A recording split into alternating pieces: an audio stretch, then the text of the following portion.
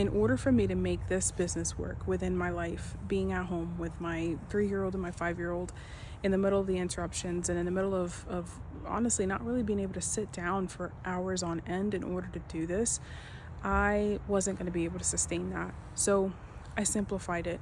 Instead of going after lists of 10,000 that I would hammer away through somehow as the month goes on, I have decided that it's going to be a lot better for me to keep it super, super bite-sized. I am still reaching out pretty much one by one on each of these individual properties. That means that I'm not going to be doing a big software, which means I'm not paying for a big software. I'm not paying for big data providers like PropStream or, for example, Batch Leads or Deal Machine. I'm not doing that because my goal is not to have the list of 10,000. My goal is to have a very, very narrow list, very, very manageable list for me to reach out to one by one by one. The way that I do that is literally public records.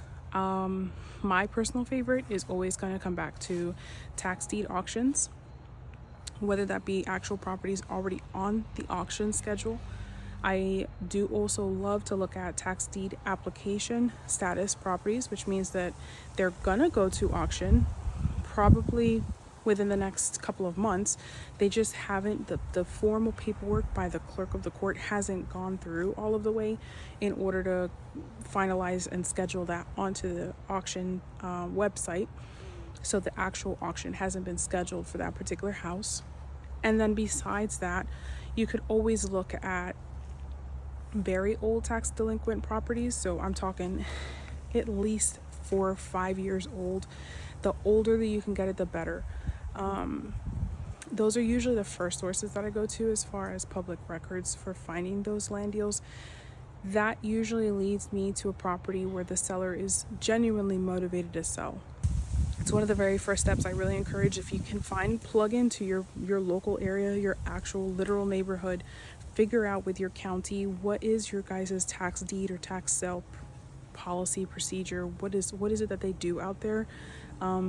Is there any kind of report or information that you're able to pull of the properties that are right about to get to that process but haven't quite hit that process yet?